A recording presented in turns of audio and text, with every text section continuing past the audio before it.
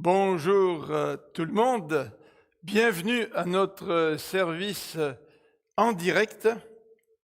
J'aimerais vous souhaiter la bienvenue. Comme vous pouvez probablement le voir à l'écran, voici quelques annonces. Notre comité d'entraide voudrait ramasser de la nourriture pour pouvoir se constituer, remplir un petit peu les réserves de notre Église pour pouvoir aider ceux qui sont dans le besoin. Donc, si vous voulez participer à cela, vous avez les indications qui apparaissent à l'écran. Donc, le service, ce sera un service de collecte à l'Église de l'île Jésus, et tous les dimanches après-midi de 15h30 à 16h30. Et nous allons commencer à partir du 31 mai. La manière de procéder est la suivante. Il faudra se rendre au stationnement et un responsable vous avisera quand ça sera le temps de rentrer. Les denrées non périssables que nous aurions besoin sont les suivantes. Pâtes alimentaires, boîtes de conserve, beurre d'arachide, Nutella, confiture, céréales, gruau, riz, pommes de terre en poudre, soupe, sauce, café, etc. Donc des denrées non périssables.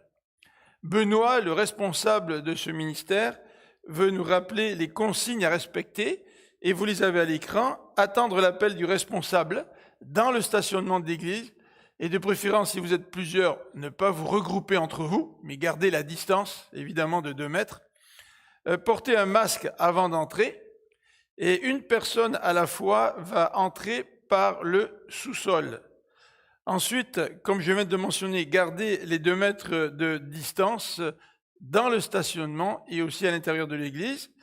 Placez votre don dans la classe prévue, donc vous amenez votre paquet, vos sacs, votre boîte de nourriture, vous le placez vous-même dans la classe prévue et vous suivez les consignes du responsable. Il y aura donc un responsable dans l'église et chacun d'entre nous rentrerons à tour de rôle, donc une personne à la fois. Donc il y aura au maximum 2 personnes dans le sous-sol à ce moment-là.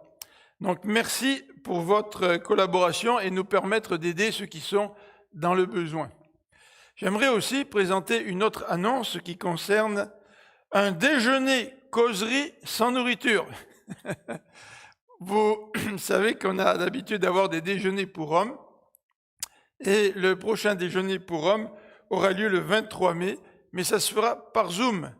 Donc, vous pourrez préparer votre tasse de café chez vous, mais vous pourrez participer à cette rencontre, donc samedi 23 mai, dès 9h30. Et à 10h, nous aurons une conférence causerie sur le sujet suivant, le leadership, une perspective chrétienne, par M. Jean Bonhomme Milfort. Et par la suite, donc, une causerie aura lieu, et nous nous poserons la question suivante, le Covid-19, questionnement sur l'après-confinement, retour à la normale. Et 5 sujets de réflexion seront présentés ou suggérés à ce moment-là. Donc les hommes, samedi prochain, par Zoom, nous vous enverrons le lien. Nous aurons aussi une rencontre de prière le vendredi 29 mai, donc une rencontre de prière de 7h30 à 9h, une fois par mois, nous avons une soirée exclusivement réservée à la prière. Vous avez reçu certainement le bulletin chez vous hier, quand je l'ai envoyé hier soir, et dans le bulletin, vous avez toujours ce petit encadré qui nous rappelle que les émissions de l'heure de la bonne nouvelle ont toujours lieu le dimanche matin à 9h sur Télé V. Donc cette année, c'est une année de défi. L'heure de la bonne nouvelle voulait diffuser les émissions à chaque semaine. Ça tombe dans une période de pandémie. C'est une période de défi parce qu'au niveau financier, bien sûr, ça coûte plus cher. Et le Seigneur permet que l'heure de la bonne nouvelle relève ce défi dans le contexte de la pandémie qui est le nôtre. Donc c'est un défi plus gros que ce qu'ils auraient pu prévoir quand ils ont pris cette décision. Mais grâce à Dieu, les émissions continuent et nous remercions le Seigneur pour cela. Nous avons aussi quelques annonces que vous avez peut-être pu lire dans le bulletin que je vous ai envoyé. Tout d'abord, la famille de Philippe. Karen et les enfants ont tous la Covid. Philippe l'a attrapé à son travail, mais grâce à Dieu, la situation semble sous contrôle. Les symptômes des parents ne sont pas trop forts, même si c'est un petit peu en dents de scie. Ils sont en forme le matin, 1 heure ou 2 après, ils sont très fatigués. La forme revient, de nouveau, ils sont très fatigués. Les enfants, pratiquement pas de symptômes, mais on vous demande de prier pour eux. Donc, ils ont le moral, c'est important, ils font confiance dans le Seigneur. Renée, notre sœur Renée, sa maman est décédée au Liban, n'est-ce pas?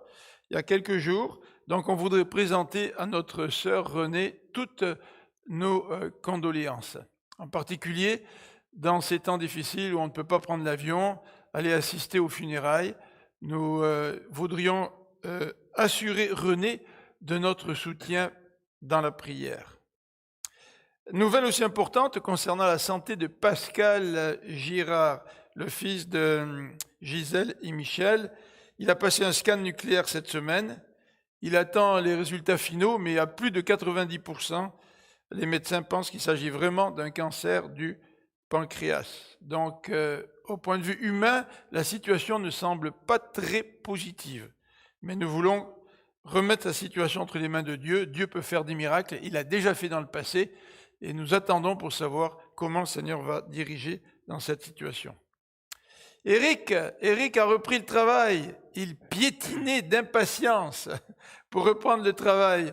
Et comme vous le savez, il était en forme, mais les tests étaient encore négatifs. Il avait encore des résidus de Covid dans son corps. Mais finalement, voilà, tout est normal. Eric peut retourner travailler et il a repris le travail depuis 2 semaines et est très content. Son épouse est aussi guérie de la Covid, mais elle a besoin de reprendre donc ses forces. Voilà pour les annonces concernant nos frères et sœurs. Je vous rappelle quelques activités qui s'en viennent. Le comité pastoral lundi, la rencontre de suivi jeudi. Il y a le congrès de l'association de nos églises provinciales le vendredi. Donc il y a la rencontre de jeunesse aussi par Zoom, la rencontre des hommes. Voilà pour les annonces principales. Et j'aimerais maintenant, avant de laisser la place à notre ami Sem pour continuer sa série sur le sujet suivant, le chrétien dans les temps difficiles. Et il a commencé à examiner avec nous la vie du prophète Élie. Donc c'est une 3e prédication dans ce même thème qu'il va nous présenter ce matin. Mais avant cela, j'aimerais que nous puissions prier ensemble. Seigneur notre Dieu, merci. Merci parce que tu prends soin de nous. Merci parce qu'Éric et Pascal étaient malades, tu as permis qu'ils puissent être guéris.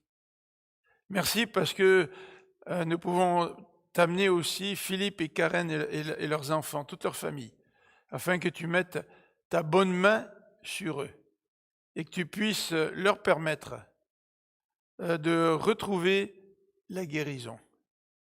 Seigneur, merci parce que nous pouvons, chacun d'entre nous, nous approcher de toi et te faire confiance. Et relever les défis que tu places devant nous. Avec ton aide, avec ton soutien, avec ta force. Seigneur, nous voulons aussi te remercier pour tous nos frères et sœurs qui soutiennent cette Église. Merci pour leurs dons, merci pour leurs prières, merci pour leurs mots d'encouragement. Et Seigneur, nous te prions que tu puisses continuer à bâtir ton Église. Tu as dit que le séjour des morts ne prévaudrait pas contre l'Église, contre ton Église.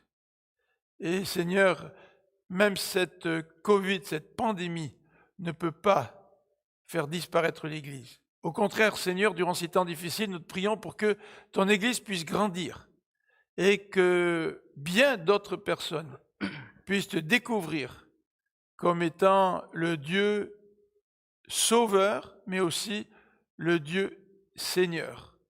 C'est au nom de Jésus-Christ que nous te prions. Nous nous remettons entre tes mains. Amen. Alors avant de demander à Sam de venir, j'aimerais vous rappeler la réunion donc de communion fraternelle cet après-midi par Zoom à 1h30, et aussi une annonce particulière que notre technicien, qui est fidèlement au poste, même aujourd'hui, avec nous, et une annonce qu'Alexandre voudrait faire. Je pense, Alexandre, tu me corrigeras, il demande à ce que vous puissiez devenir membre de la chaîne YouTube de l'Église de l'île Jésus. Pour la bonne raison que si nous atteignons un certain nombre de membres, nous allons pouvoir choisir dans le lien qui nous dirige donc vers cette chaîne YouTube, de choisir comme nom le nom de l'Église de l'île Jésus. Mais pour avoir ce privilège-là, il faut que notre chaîne YouTube atteigne un certain maximum de membres. Nous en avons déjà plusieurs qui sont membres, mais si vous n'êtes pas membre de la chaîne YouTube, allez-y et puis devenez membre. Comme ça, nous pourrons avoir un nom d'accès qui reflète vraiment qui nous sommes. Donc, merci beaucoup pour cela, et c'est avec plaisir que je cède la parole à notre frère Sem. Merci Philippe. Alors, je vais juste prendre quelques temps pour prier à nouveau pour le message de ce matin. Père éternel, merci encore parce que tu nous donnes l'opportunité de pouvoir te glorifier ce matin. Dispose nos cœurs et permets que ta parole puisse bouleverser nos cœurs et que tu sois glorifié dans nos vies. Nous te demandons ces choses dans le nom de ton Fils Jésus. Amen. Alors, avant qu'on puisse regarder la parole de Dieu, j'aimerais vous citer un texte d'un pasteur qui est décédé depuis quelques années, mais il a dit ceci. Il est préférable d'être divisé par la vérité que d'être uni dans l'erreur. Il est préférable d'être haï pour la vérité que d'être aimé pour un mensonge.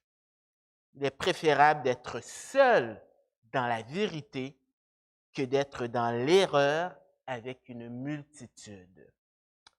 Et le texte de ce matin nous parle de ce genre d'individu. Je parle du prophète Élie. Et si vous êtes familier avec la Bible, bien certainement vous connaissez ce texte qui est Élie au mont Carmel. Et ce lieu-là, eh bien, c'est un lieu qui a vraiment existé. Parce que à l'écran, si vous voyez, il y a une statue qui a été érigée pour commémorer cet événement-là. Et c'est Élie qui a une épée et qui coupe la tête d'un prophète de Baal. Alors, c'est vraiment une histoire qui a vraiment existé. Et ce matin, je vous propose comme titre de voir la confrontation dans des temps difficiles. Alors, on va couvrir 46 versets. Alors, vous comprenez que je ne lirai pas d'un seul trait. Je vais lire par section, puis je vais commenter. Mais j'aimerais vous proposer 4 avenues. La première, c'est du verset 1 jusqu'au verset 19. On va voir Élie qui va confronter le roi Akab. Ensuite, du verset 20 au verset 24, on va voir Élie qui va confronter le peuple. Du verset 25 à 29, c'est Élie qui confronte les prophètes de Baal. Et du verset 30 jusqu'à 46, c'est la prière d'Élie durant cette confrontation et même après. Et on essaiera de voir des applications pour nous ce matin. Alors, sans plus tarder, premier point, la confrontation entre Élie et Akab du verset 1 à 19. Et on commence avec le contexte, verset 1 à 6, que je lis dans la version Louis II. Bien des jours s'écoulèrent et la parole de l'Éternel fut ainsi adressée à Élie dans la 3e année. Va, présente-toi devant Akab et je ferai tomber la pluie sur la face du sol. Et Élie alla pour se présenter devant Akab. La famine était grande à Samarie et Akab fit appeler Abdias, chef de sa maison. Or, Abdias craignait beaucoup l'Éternel. Et lorsque Jézabel extermina les prophètes de l'Éternel, Abdias prit 100 prophètes qu'il cacha 50 par 50 dans une caverne et il les avait nourris de pain et d'eau. Akab dit à Abdias, va par le pays vers toutes les sources d'eau et vers tous les torrents. Peut-être se trouvera-t-il de l'herbe et nous conserverons la vie aux chevaux et aux mulets et nous n'aurons pas besoin d'abattre du bétail. » Ils se partagèrent le pays pour le parcourir. Akab alla seul par un chemin et Abdias alla seul par un autre chemin. Alors, même si c'est une confrontation entre Élie et Akab, ce n'est pas la première fois qu'ils se sont rencontrés. La première fois, c'est dans le chapitre 17, au verset 1. Et je lis pour vous. Élie, le Tishbite, l'un des habitants de Galaad, dit à Akab, « L'Éternel est vivant, le Dieu d'Israël, dont je suis le serviteur. Il n'y aura ces années ni rosée, ni pluie, sinon, à ma parole. » Alors, la première fois qu'ils se rencontrent, Élie est en train d'annoncer un jugement. Un jugement qui est quand même basé sur le Deutéronome. Par exemple, dans Deutéronome chapitre 11, versets 16 à 17, Dieu explique au peuple que s'il décide d'adorer les idoles, Dieu va les discipliner. Et une de ces disciplines, c'est à travers la famine et la sécheresse. Mais dans Luc 4, verset 25, Jésus va dire aux gens de Nazareth dans la synagogue que cette période a duré 3 ans et demi. Et si on revient dans le chapitre 18, on arrive à la fin de la sécheresse, de cette 3e année. Alors, qu'est-ce qu'on apprend? C'est qu'on a de nouvelles instructions pour Élie. On nous dit, bien des jours s'écoulèrent et la parole de l'Éternel fut adressée à Élie dans la 3e année. Va, présente-toi à Akab et je ferai tomber de la pluie sur la face du sol. Alors, on voit qu'il y a quand même un pattern dans l'histoire d'Élie. Au chapitre 17, au verset 8 à 10, Dieu a dit à peu près la même chose. Il donne une directive, il donne une promesse et on voit l'obéissance d'Élie. Et ici, c'est la même chose. Alors, Élie était rendu dans le pays de Sarepta, le pays même où Jézabel est née.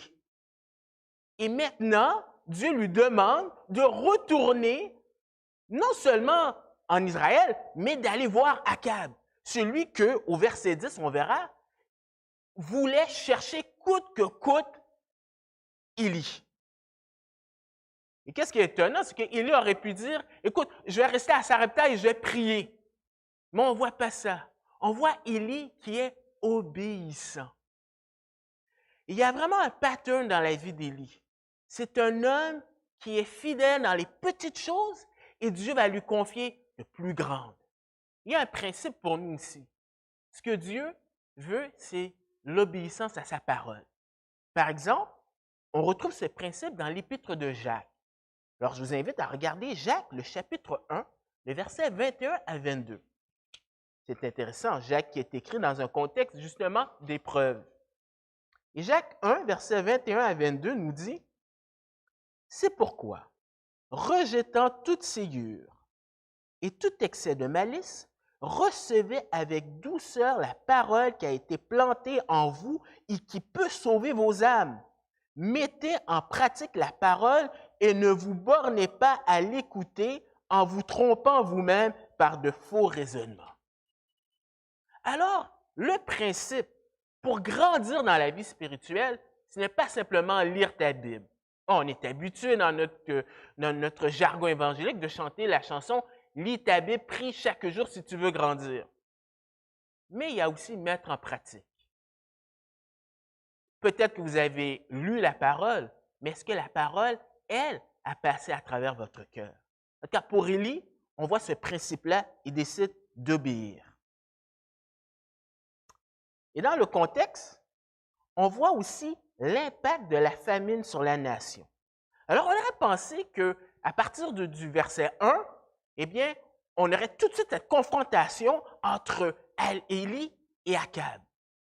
Mais dans un texte narratif, des fois, l'auteur fait exprès de vraiment créer ce moment-là où est-ce qu'ils vont se croiser le fer.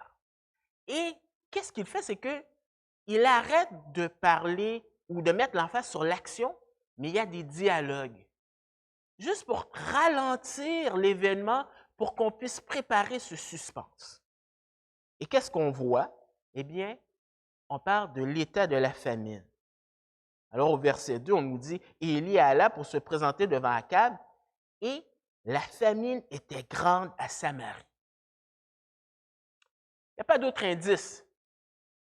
Mais ce qu'on sait des famines, c'est que ça affecte l'économie, ça affecte la nutrition, malnutrition, la mortalité, et souvent dans les périodes de crise, il y a des gens qui exploitent d'autres personnes.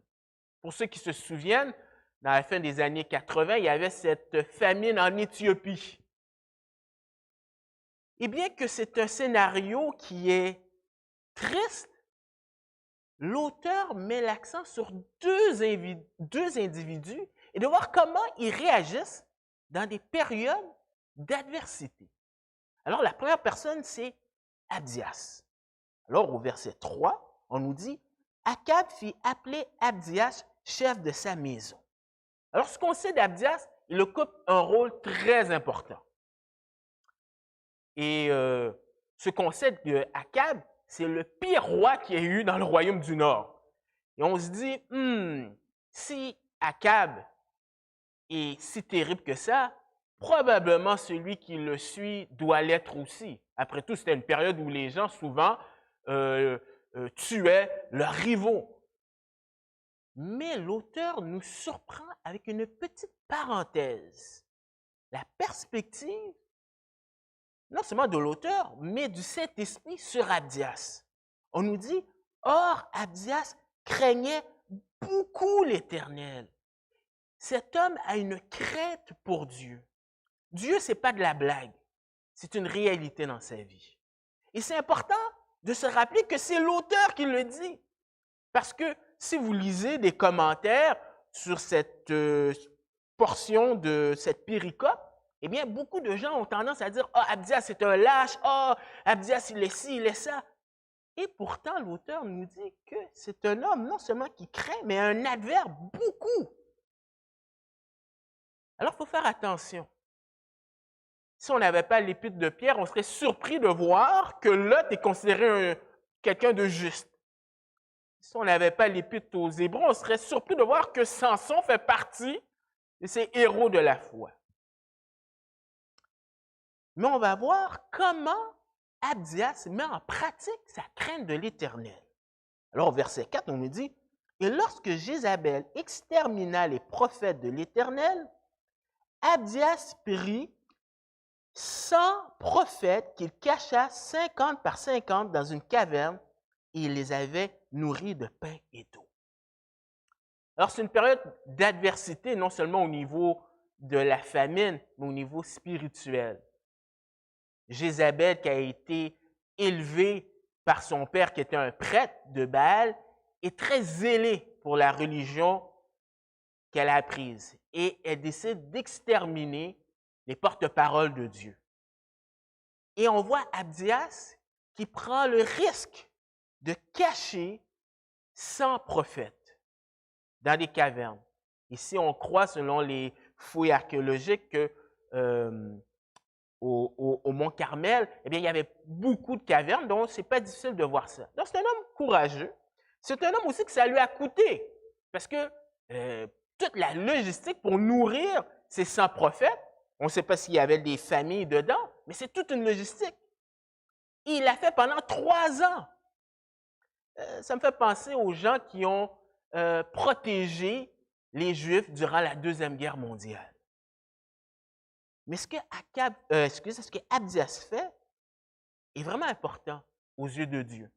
Parce que si vous lisez le psaume 105, verset 15, on dit ceci.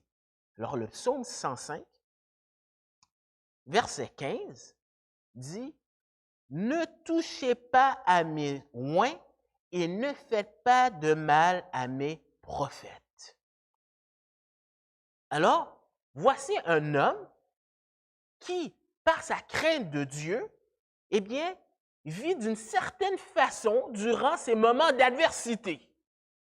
Maintenant, on va voir l'autre individu, un contraste. comment lui, Akab, réagit par rapport à l'adversité. Alors, au verset 5, on nous dit, Akab dit à Abdias, va par le pays, vers tous les sources d'eau et vers tous les torrents. Peut-être se trouvera-t-il de l'herbe et nous conserverons la vie aux chevaux, aux mulets, et nous n'aurons pas besoin d'abattre du bétail. Voilà un homme qui, au lieu d'être un bon berger et s'occuper du peuple, eh bien, il est intéressé à ses propres intérêts, à des animaux. Oh, il y avait certainement une raison au niveau militaire, mais l'auteur met en contraste des vies humaines versus des animaux. Et pour Akab, c'est beaucoup plus important, les animaux, que les êtres humains. Mais il ne faut pas s'étonner de cela. Il ne faut pas s'étonner parce que, vous vous souvenez, je vous ai dit la semaine dernière que l'ultime réalité qui est dans notre cœur a des implications dans nos agissements. Alors, dans le tableau, vous avez la flèche descendante qui est les pressions de la vie, l'adversité. Et la première case, on a parlé de politique. Alors, quand je dis politique, on ne parle pas du Parti vert, Parti québécois, mais on parle des interactions avec des individus en société. Et lorsque l'adversité vient, eh bien, on voit ton comportement. Qu'est-ce que tu considères bien et mauvais? L'éthique. Mais derrière l'éthique, il faut creuser et les philosophes parlent d'épistémologie. Comment tu es venu à cette conclusion? Et derrière ça, alors on amène ça à la métaphysique. Donc, vraiment, qu'est-ce qui régit vraiment ton comportement?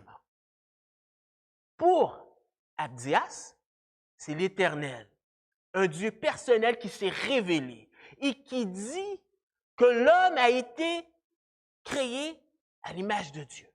Il a de la valeur, ce qui va impliquer une éthique différente de Akab, qui pour lui, eh bien, c'est Baal.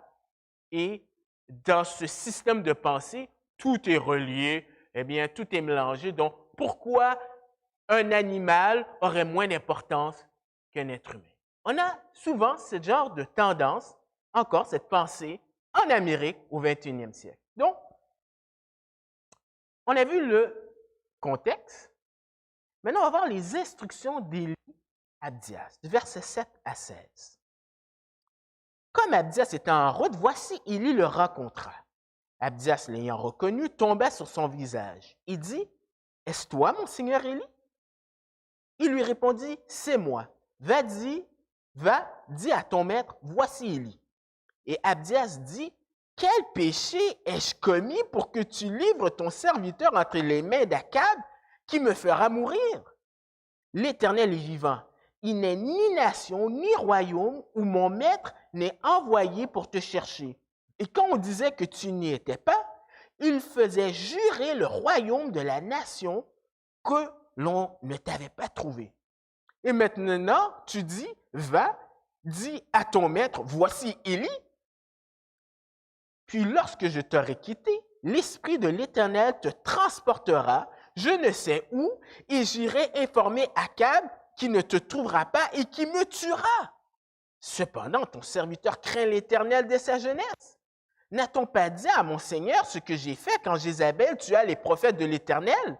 J'ai caché 100 prophètes de l'Éternel, 50 par 50 dans une caverne, et je les ai nourris de pain et d'eau. Et maintenant, tu dis, va, dis à ton maître, voici, il me tuera. Arrêtons-nous un moment. Dieu ne fait rien pour rien. L'auteur aurait pu tout simplement nous parler de la rencontre d'Élie avec Akab tout de suite. Mais il prend le temps de mentionner cette rencontre avec Abdias. Pourquoi? Parce qu'il n'y a rien, Dieu ne planifie rien sur un coup de tête. Ce n'est pas un hasard.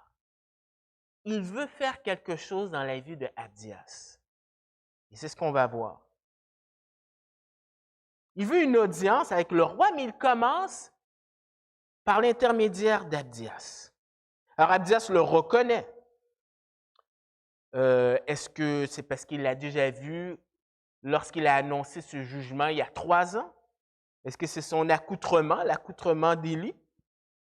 On ne sait pas, mais il le reconnaît. Et il a un respect pour Akab parce que il se met à terre et il dit « Est-ce toi mon Seigneur? » Le mot Adonai, qui des fois fait référence à Dieu, mais ici, c'est pour Élie un respect.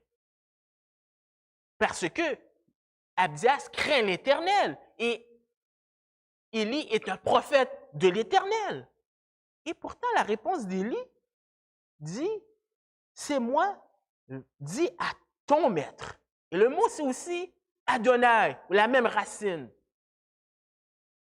Se pourrait-il que, même si Abdias est un homme qui craint l'Éternel, il y a encore des choses à travailler dans la vie d'Abdias. Et que peut-être que sa crainte, elle est peut-être partagée. Et peut-être que pour lui, la famine, c'est peut-être pas un problème. Mais son problème, c'est par rapport à sa vie et par rapport à Abdias, à Akab. La crainte d'Abdias. Abdias est submergé par la peur. Et un peu comme la veuve qui était submergée par le décès de son fils et qui a blâmé le prophète, Abdias maintenant n'est pas trop content de voir Élie. Il n'arrive pas à se concentrer sur le fait que Dieu est un Dieu qui est en contrôle.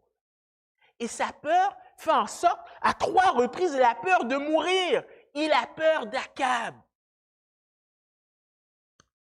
Abdias nous ressemble beaucoup. Quand l'adversité vient dans nos vies,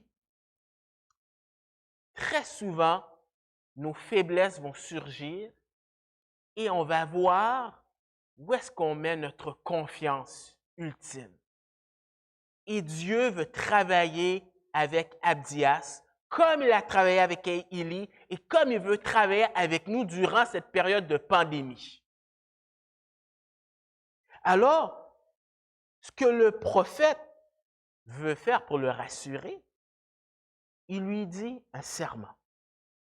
Mais juste avant, regardez, Abdias va même utiliser ce qu'il a fait auparavant, au verset 12, au verset 13, dans l'idée un peu qu'Élie change d'avis.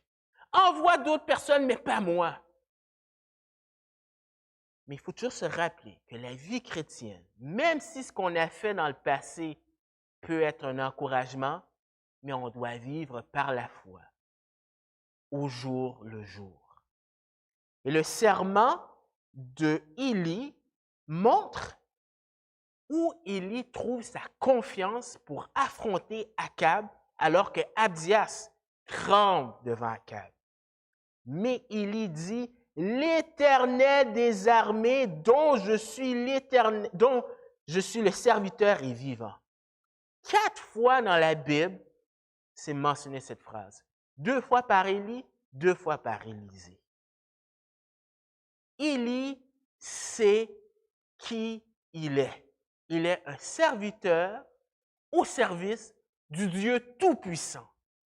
Plus puissant que Akab, plus puissant que la famine, plus puissant que n'importe quelle circonstance.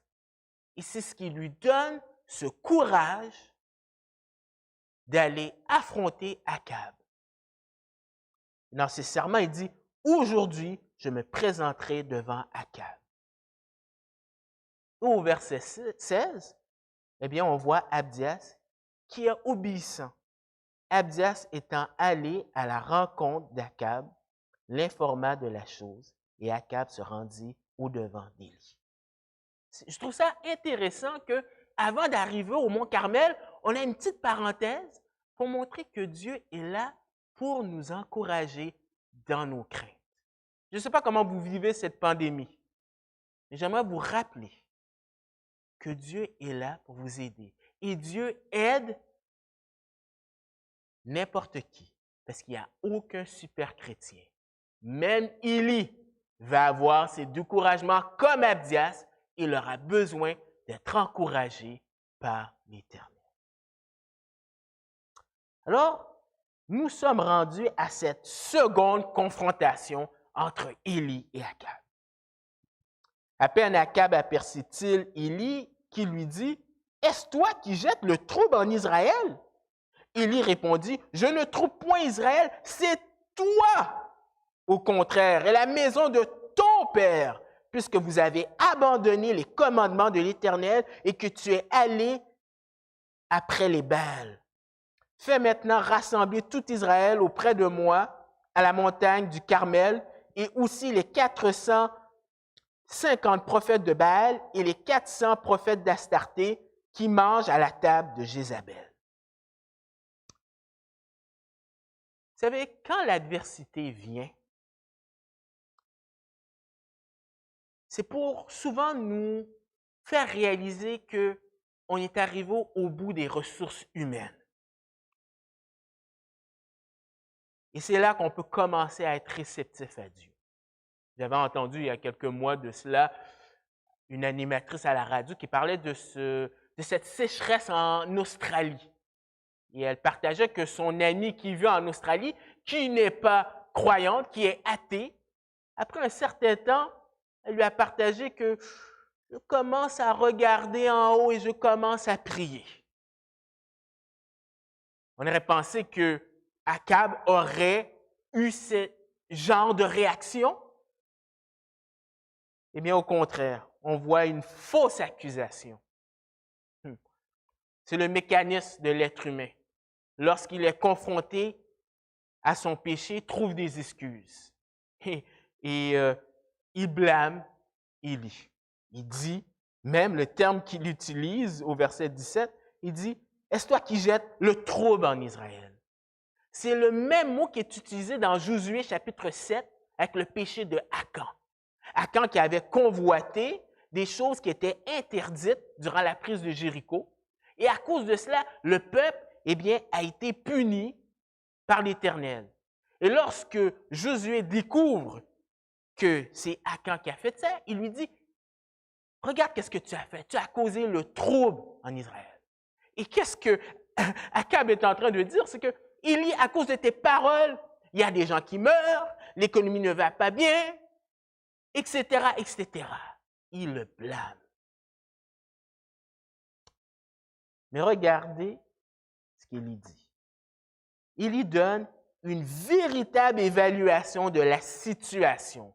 Il donne les faits. Élie répondit, « Je ne trouve point Israël, c'est toi au contraire, et la maison de ton père, puisque vous avez abandonné les commandements de l'Éternel et que tu es allé après les Baals. » Il va au cœur du problème. Et le cœur du problème, c'est un problème spirituel. Ce n'est pas un problème d'économie, ce n'est pas un problème de climatique, c'est un problème spirituel. En délaissant Dieu, tu as causé le jugement de Dieu sur la nation. Wow! Me fait penser, Élie, à cet homme, un individu du nom de Peter Cartwright, qui a vécu en 1790.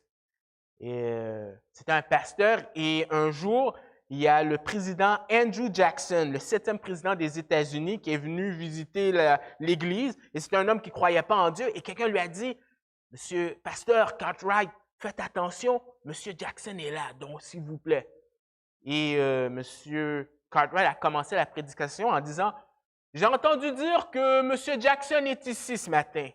J'aimerais lui dire que s'il ne se repent pas, il va aller en enfer. » Et après la réunion, le président est allé le voir, lui serrer la main, lui a dit, « Oh, j'aimerais ça avoir des gens dans mon entourage qui a ce courage et cette conviction. » Alors, c'est ce qu'Élie fait. Et Élie demande une audience. Alors, il invite le peuple et les prophètes de Baal. Alors, si Akab accuse Élie de trouble, eh bien, c'est comme si Élie dit, OK, on va voir qui cause vraiment le trouble en Israël. Et je vais avoir des témoins. Il invite le peuple et on parle des prophètes qui sont, le verset 19 nous dit, qui mangent à la table de Jézabel, dont l'État subventionne les faux prophètes. Donc, on voit vraiment une apostasie dans le pays. Alors ça, c'était la confrontation entre Élie et Akab. Et qu'est-ce qui est intéressant? On ne verra plus dans ce texte narratif Akab parler. Alors ici, le mont Carmel, alors on voit quelques photos, vous voyez, une autre photo. Alors, pourquoi c'est intéressant de savoir cela? C'est que quand le miracle va se produire, les gens vont voir tout partout, cet événement-là. Ce n'est pas quelque chose de caché. Alors, on voit maintenant la confrontation entre Élie et le peuple. Versets 20 et 21, le reproche sévère d'Élie. Akab envoya des messagers vers tous les enfants d'Israël et il rassembla les prophètes à la montagne du Carmel.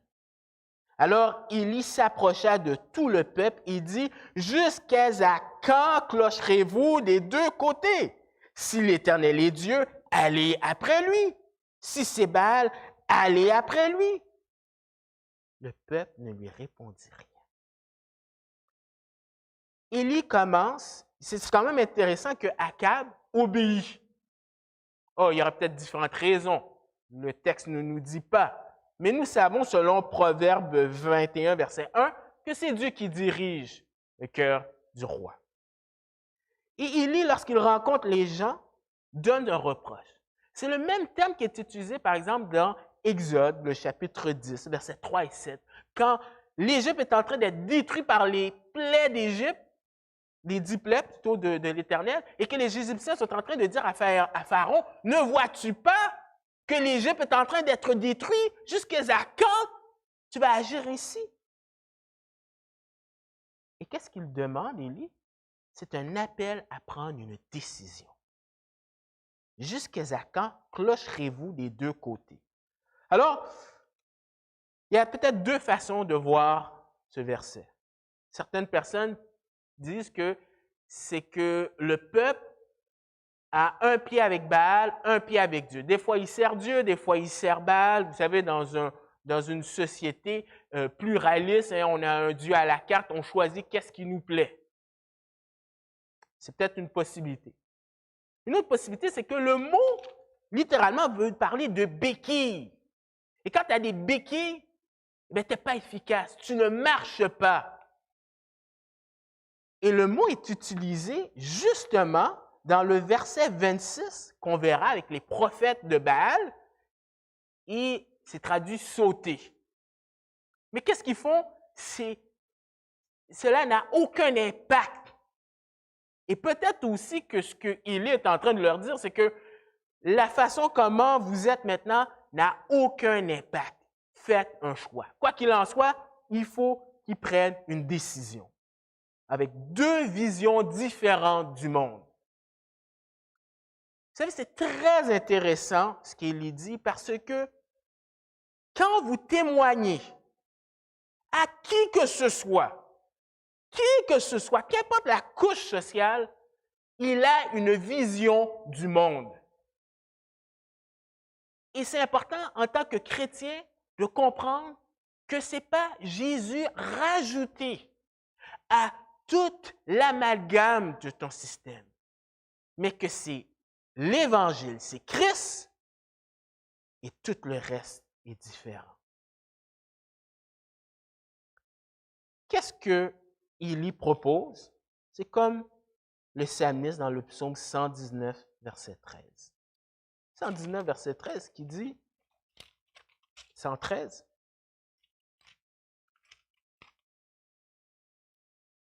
« Je hais les hommes indécis et j'aime ta loi. » Voilà l'attitude de Élie. Alors ici, je parlais de deux systèmes, judéo-chrétien et paganiste. On en avait parlé, mais c'est important que ça rentre dans notre tête parce que nos contemporains, c'est plutôt l'autre système qui pense. Mais dans la Bible, on a un Dieu personnel, illimité, séparé de sa création, bien distinct, et à l'intérieur de sa création, eh bien, il y a des distinctions. Univers limité, hommes, animaux, végétation, matière, énergie. Alors que dans le paganisme, tout ce qui n'est pas judéo-chrétien, eh bien, on a un univers impersonnel et limité. Dieu, énergie, homme, nature. Oh, le langage a peut-être changé, mais fondamentalement, c'est la même chose. Et le christianisme ne peut pas être mélangé. Il est bien distinct.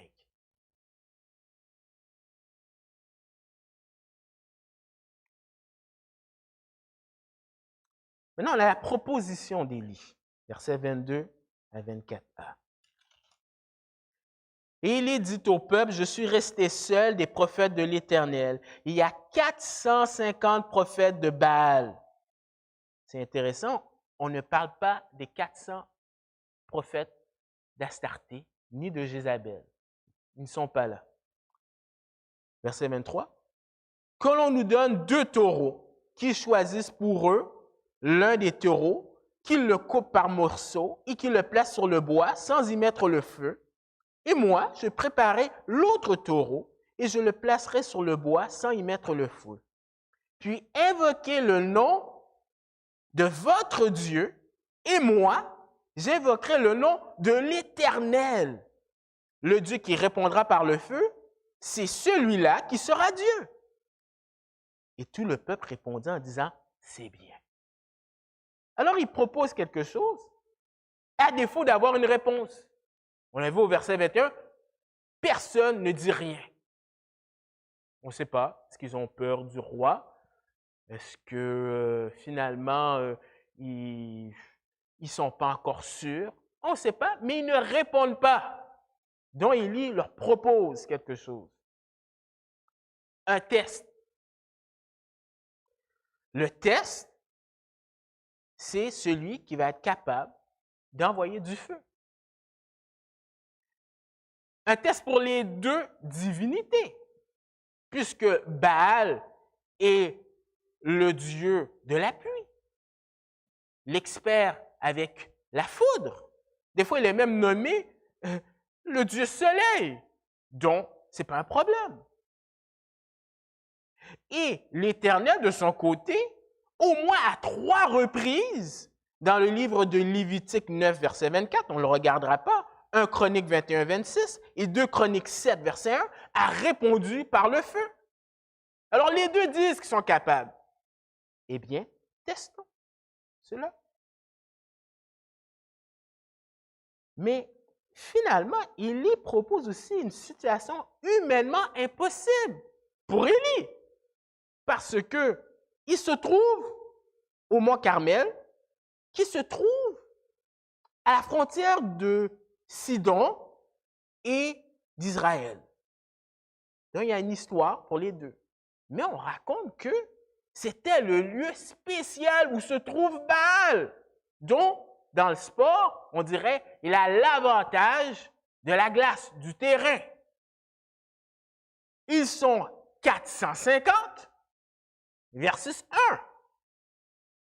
On lira que même l'autel a été détruit. Donc, s'il y a 450 prophètes, alors ça sous-entend qu'ils sont plus forts. Tout est mis en sorte que Élie ne doit pas réussir. Alors, la réponse du peuple, ils approuvent le test. Ce qui est différent du verset 1. Là, maintenant, il se prononce. Il dit, c'est bien. Alors, ils vont assister à un duel. En anglais, on dit un showdown. Alors, nous avons du côté droit l'Éternel. Et du côté gauche, Baal. Et c'est qui Baal? Alors, des statuettes qu'on a retrouvées dans l'archéologie nous montre que c'est Baal, alors on ne le voit pas dans l'image, mais il est supposé avoir une éclair dans ses mains. On voudrait se rappeler que Baal, c'est le dieu de la nature, en cycle. Dans la période du mois d'avril jusqu'à septembre, il n'y a pas de pluie. Et selon leur croyance, Baal était mort. Mais il fallait qu'il soit ressuscité pour à nouveau, pour qu'il donne encore la pluie. Mais ça fait déjà 3 ans et demi qu'il n'y a pas de pluie. Déjà là, on n'a même pas besoin d'un test. Voilà, tu as déjà ton test. Mais normalement, l'idée, c'est que Baal doit donner la pluie. Alors, peut-être que les personnes auraient pu dire, oui, mais Baal est fâché de qu'est-ce qu'il y a fait. Alors, pour punir le peuple, eh bien, il ne va pas agir. Quoi qu'il en soit, le test commence et tu as la confrontation entre Élie et les prophètes de Baal et tu as les instructions et les préparations pour les prophètes. Verset 25, le choix du sacrifice. Élie dit aux prophètes de Baal, choisissez pour vous l'un des taureaux. Alors, il n'y aura pas de supercherie, vous avez le choix, vous pouvez choisir. Le choix. Ils ont le choix de commencer en premier. Préparez-les les premiers car vous êtes les plus nombreux et invoquez le nom de votre Dieu.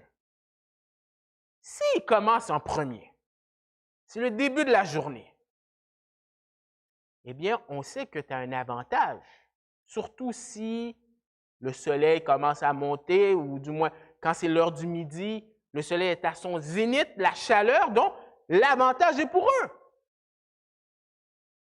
Cependant, évitez toute possibilité de fraude, au verset 25c. Mais ne mettez pas le feu. Très souvent, on raconte que des fois, il y a des supercheries qui se font et les gens sont très ingénieux. Hein? On installe un tunnel pour pouvoir mettre le feu ou on a mis peut-être le feu en cachette. Quoi qu'il en soit, Élie s'assure qu'il n'y ait aucune supercherie. Alors ici, on a une idée d'une image d'un hôtel. Alors, vous pouvez voir dans cette image qu'on pouvait regrouper beaucoup de personnes. Gardez en tête qu'ils sont 450.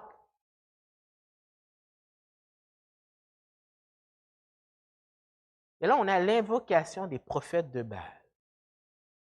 Versets 26 à 29. Ils prirent leur taureau qu'on leur donna et le préparèrent et ils invoquèrent le nom de Baal depuis le matin jusqu'à midi en disant « Baal, réponds-nous » Mais il n'y eut ni voix, ni réponse. Et ils sautaient devant l'autel qu'ils avaient fait. À midi, Élie se moqua d'eux et dit, « Criez à haute voix puisqu'il est Dieu. Il pense à quelque chose, ou il est occupé, ou il est en voyage. Peut-être qu'il dort et il se réveillera. » Et ils crièrent à haute voix et ils se firent, selon leur coutume, des incisions avec des épées, avec des lances, jusqu'à ce que le sang coulât sur eux. Lorsque midi fut passé, ils prophétisèrent jusqu'au moment de la présentation de l'offrande. Mais il n'y eut ni voix, ni réponse, ni signe d'attention. Du matin jusqu'à l'après-midi, ils invoquent. On pourrait dire de 9 heures du matin jusqu'à 3 heures d'après-midi. Ils ont une réunion de prière. Nous, on a une réunion de prière le vendredi qui est de 7h30 à 9h. 6 heures de temps. Période de sécheresse. Il fait chaud. Il transpire. Aucun doute. Ils ont un zèle sincère. Oh, il faut le faire. Ils sont sincères. Mais vous savez quoi? La sincérité n'est pas un critère parce que tu peux être sincèrement dans l'erreur. Et les gens ont de la difficulté à comprendre cela. Ton taux de sincérité n'a rien à voir, on parle de vérité. Et c'est important que vous compreniez un peu, au niveau historique, comment se déroule cet événement-là, parce qu'il dit selon la coutume. Et il y a un Juif du siècle passé qui a décrit, et vous pouvez voir aussi, quand vous lisez l'histoire de ces peuples-là, comment se déroulait cet événement. Alors, cette réunion de prière commençait par les gens qui pleurent. Ils pleurent tranquillement. Et petit à petit, ça augmente l'intensité. Ils commencent à danser.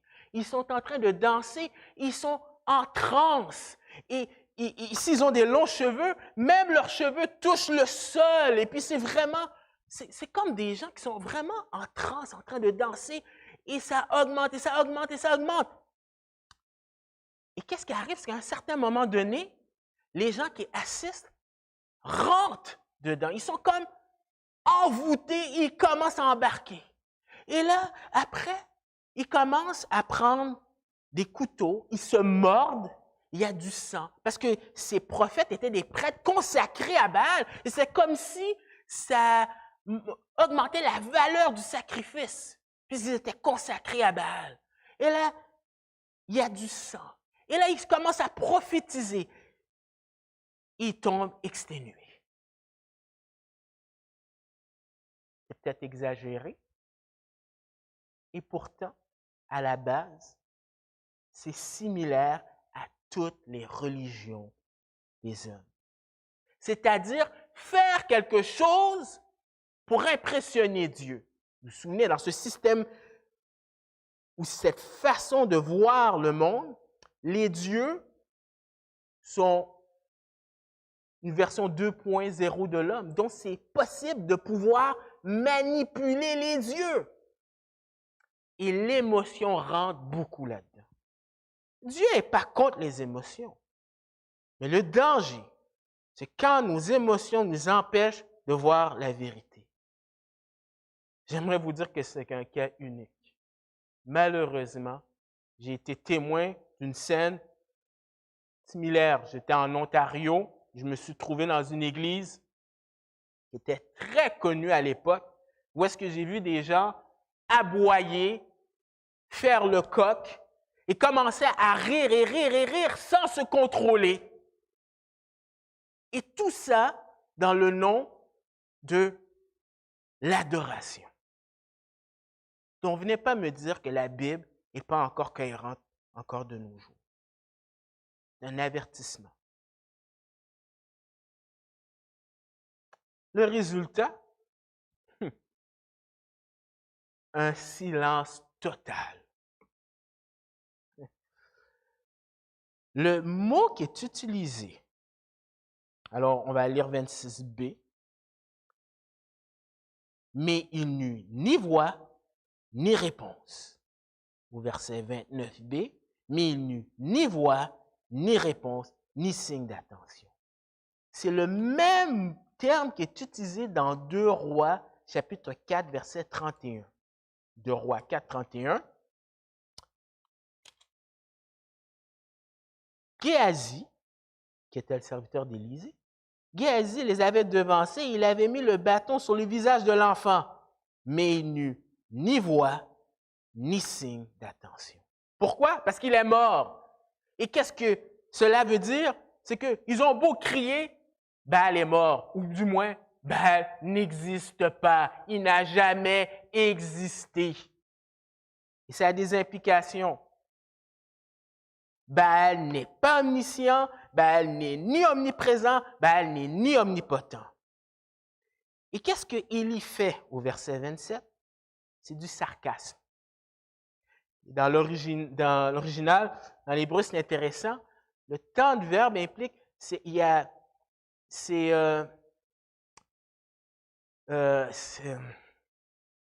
j'oublie le terme, mais c'est vraiment volontaire et c'est intensifié. Voilà, il intensifie son sarcasme. Mais il le fait pour 2 raisons.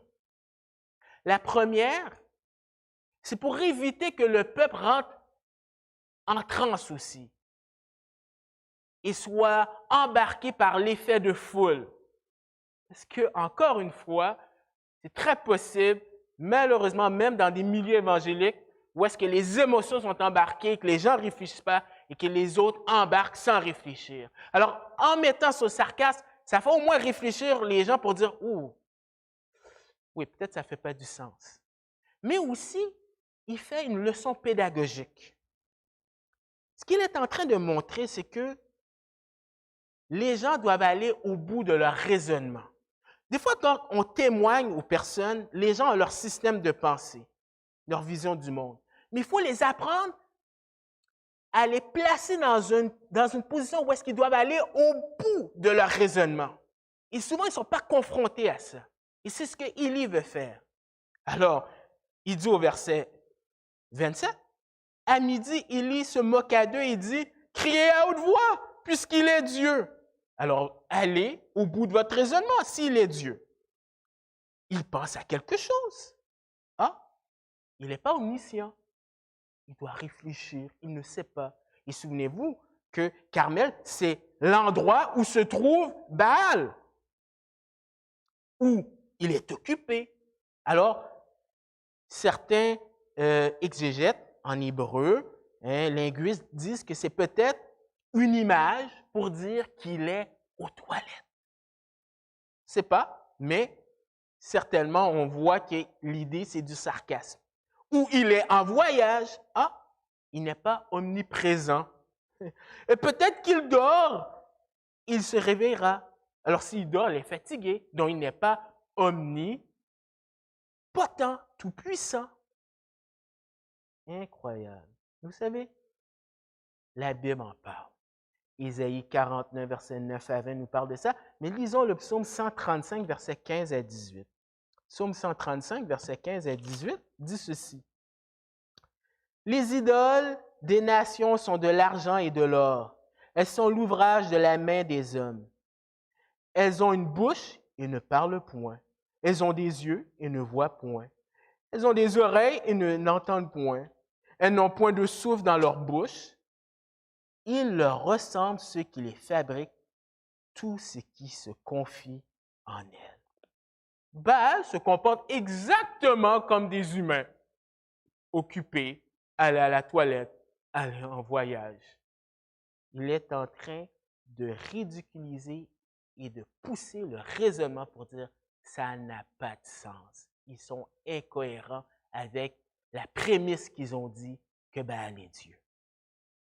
Parce que vous savez, les idoles, c'est tricher Dieu, c'est prendre des attributs qui sont à Dieu. Et lorsqu'on met notre confiance dans les idoles, c'est qu'on sous-entend, c'est que ces idoles-là sont capables de livrer la marchandise. Et tôt ou tard, elles vont nous laisser tomber, justement quand viennent les périodes de crise. Dernier point, la prière d'Élie durant et après la confrontation. Alors, Élie prie du verset 30 à 37. Regardez ce contraste. Élie dit alors à tout le peuple, « Approchez-vous de moi. » Tout le peuple s'approcha de lui. Élie rétablit l'autel de l'Éternel qui avait été renversé. Il prit 12 pierres d'après le nombre des tribus des fils de Jacob auxquels l'Éternel avait dit, « Israël sera ton nom. » Et il bâtit ces pierres avec un autel au nom de l'Éternel. Il fit autour de l'autel une fosse de la capacité de 2 mesures de semences. Il arrangea le bois, coupa le taureau par morceaux et le plaça sur le bois. Puis il dit, « Remplissez d'eau 4 cruches et versez-les sur l'holocauste sur le bois. » Il dit, « Faites-le une seconde fois. » Et ils le firent une seconde fois. Il dit, « Faites-le une troisième fois. » Ils le firent une troisième fois. L'eau coula sur l'autel et l'on remplit aussi d'eau le fossé. Au moment de la présentation de l'offrande, Élie, le prophète, s'avança et dit, « Éternel, le Dieu d'Abraham, d'Isaac, d'Israël, que l'on sache aujourd'hui que tu es Dieu en Israël et que je suis ton serviteur et que j'ai fait toutes ces choses par ta parole. Réponds-moi, Éternel, réponds-moi afin que ce peuple reconnaisse que c'est toi, Éternel, qui est Dieu et que c'est toi qui ramène leur cœur. » la réparation de l'autel. Il dit aux gens de venir. Il n'y a pas de supercherie. Et il va utiliser l'autel comme leçon d'objet pour un enseignement. Un autel qui a été détruit. Ça sous-entend qu'il était là avant. Et ça montre la condition spirituelle du peuple. Il ramasse 12 pierres pour montrer l'unité que Dieu avait fait avec le peuple. Même si c'était deux royaumes divisés, ils devaient servir le même Dieu. Alors, il rétablit cet autel et il fait la préparation de l'Holocauste. Il va tout faire en sorte que c'est humainement impossible qu'il y ait un feu. Parce que l'idée n'est pas est-ce que Dieu est plus grand que Baal, est plus fort. L'idée, c'est ou bien Dieu est Seigneur de tout ou Seigneur de rien. Vous savez, il y a des religions, par exemple, les témoins de Jéhovah, qui disent qu'il y a Dieu le Père et Jésus le Petit-Fils, le petit Dieu. Non, ou il est Dieu de tout ou il est Dieu de rien. Alors, il met le paquet, il prend l'eau. Alors, où se trouve de l'eau dans une période de sécheresse? On ne sait pas. Peut-être qu'ils étaient à côté de la mer de la Méditerranée. Peut-être qu'il y a un fleuve ou un lac près au sommet. Quoi qu'il en soit, il fait en sorte que c'est humainement impossible. Et là, regardez le contraste, le contenu de la prière d'Élie versus ceux de Baal. Ça a pris 6 heures de temps, tandis qu'Élie, en français, on lit, en tout cas dans le Louis II, j'ai à peu près une 60aine de mots. Dans l'hébreu, c'est la moitié de cela, donc tu peux lire ça en 20 secondes.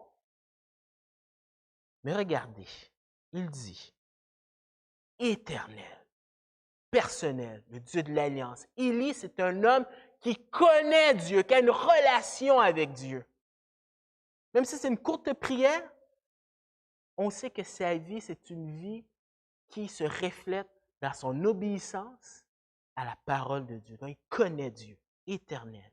Dieu d'Abraham, d'Isaac et d'Israël. Intéressant, il ne dit pas Jacob. Généralement, cette formule-là est utilisée 27 fois dans la Bible et 3 fois on a le mot Israël. Donc, il veut montrer par exprès que Israël fait partie du plan de Dieu. Et que Jacob, comment Jacob est devenu Israël? Il fallait qu'il enlève les idoles de sa famille. Donc, il y a beaucoup de leçons. Jésus a dit, en prenant la phrase Dieu d'Abraham, d'Isaac et de Jacob, pour montrer que c'est un Dieu vivant. C'est le Dieu des vivants et non des morts. Et Baal, c'est un Dieu qui est mort. Donc, il y a plein de leçons. Mais son intérêt, est-ce que c'est pour sa gloire? Non.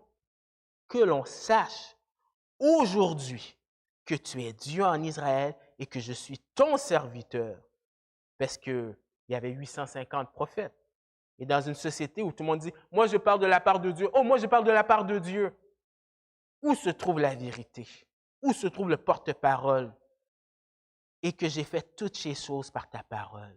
Réponds-moi, Éternel, réponds-moi, afin que ce peuple reconnaisse que c'est toi, Éternel, qui es Dieu et que c'est toi qui ramènes le cœur. Vous avez remarqué, il ne prie pas pour la pluie.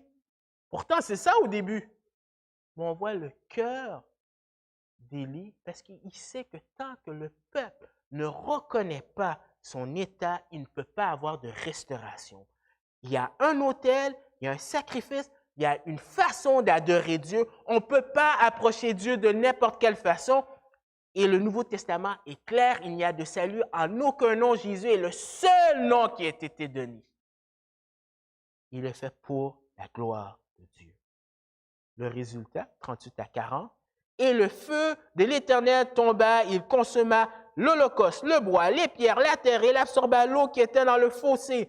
Et quand tout le peuple vit cela, ils tombèrent sur le visage et dirent, c'est l'Éternel qui est Dieu, c'est l'Éternel qui est Dieu. Saisissez les prophètes de Baal, leur dit Élie, qu'aucun d'eux n'échappe, et ils les saisirent. Élie les fit descendre au torrent de Kison, où il les égorgea. Résultat, un miracle. Il y a une multitude de gens qui voient cela. C'est pas comme les sectes aujourd'hui, ou le mormonisme, par exemple, qui dit « Oh, ben, Joseph Smith a vu un ange, puis il y a juste un témoin qui est là. » Il y a des milliers de gens qui ont vu ça. 1 Corinthiens 15 dit que 500 personnes ont vu Jésus. Oh oui, c'est une foi, mais c'est une foi qui n'est pas basée sur des fables. Il y a des témoins. C'est clair, c'est un miracle. Il n'y a pas d'autre explication. Et le peuple, confession et adoration. C'est l'Éternel qui est Dieu, c'est l'Éternel. Ils tombèrent avec du respect. Mais il y a une obéissance à la loi de Dieu. Et c'est pour ça que l'on voit qu'il exécute ces prophètes-là. Les gens vont dire, mais Élie est méchant, il veut se venger. Non. Deutéronome 13, versets 1 à 5 dit ceci. Rappelez-vous, le péché par excellence dans l'Ancien Testament, c'est l'idolâtrie. Parce que c'est au cœur de tout ce qui vient par la suite. Dieu, c'est le roi de la nation.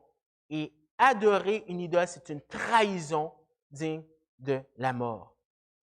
Deutéronome 13. S'il s'élève au milieu de toi un prophète ou un songeur qui t'annonce un signe ou un prodige et qu'il y ait accomplissement du signe ou du prodige dont il t'a parlé en disant « Allons auprès d'autres dieux, des dieux que tu ne connais point et servons-les.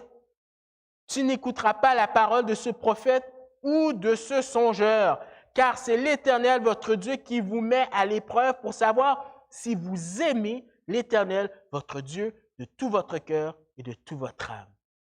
Vous irez après l'Éternel, votre Dieu, et vous le craindrez, vous observerez ses commandements, vous obéirez à sa voix, vous le servirez et vous vous attacherez à lui. Ce prophète ou ce songeur sera puni de mort, car il a parlé de révolte contre l'Éternel, votre Dieu, qui vous a fait sortir du pays d'Égypte. Il vous a délivré de la maison de servitude, et il a voulu te détourner de la voie dans laquelle l'Éternel, ton Dieu, t'a ordonné de marcher. Tu ôteras ainsi le mal du milieu de toi. Donc, Élie est obéissant et le peuple aussi. Et finalement, il prie pour la pluie. 41 à 46. Et Élie dit à Akab, monte, mange et bois, car il se fait un bruit qui annonce la pluie.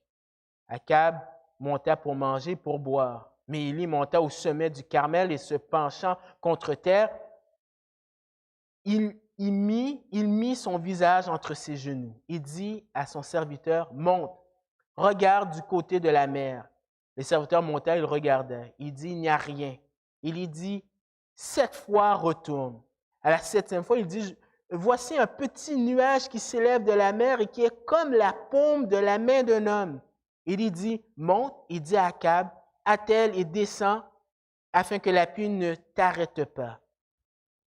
En peu d'instants, le ciel s'obscurcit par les nuages, le vent s'établit et il y eut une forte pluie. Akab monta sur son char et partit pour Jezreel. Et la main de l'Éternel fut sur Élie, qui se saignit les reins et courut devant Akab jusqu'à l'entrée de Jezreel. Alors, Élie avait annoncé une période de sécheresse et maintenant, Élie va annoncer maintenant la pluie. Mais cela se fait en privé.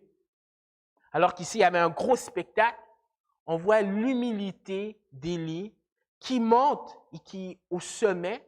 Et c'est un lieu que Amos 9, verset 3 dit que les gens allaient là pour se cacher dans la solitude. Oh, il aurait pu profiter de sa popularité, entre guillemets. Mais qu'est-ce qui intéresse Élie? C'est la gloire de Dieu. Donc, il se met en privé pour prier. On voit sa persévérance aussi. Il s'accroche sur les promesses que Dieu a dit. Encore une fois, Élie est un homme que Dieu teste et il passe à chaque fois le test. Le résultat, on l'a vu, la pluie. Et Élie même, la pluie est tellement forte qu'il dit à Akab de s'en aller de peur qu'il soit pris dans la boue, à tel point la pluie elle est forte. Et Dieu donne à Élie la force de courir plus vite qu'un cheval et de se rendre à 15-20 000 de distance du Carmel jusqu'à Jezreel.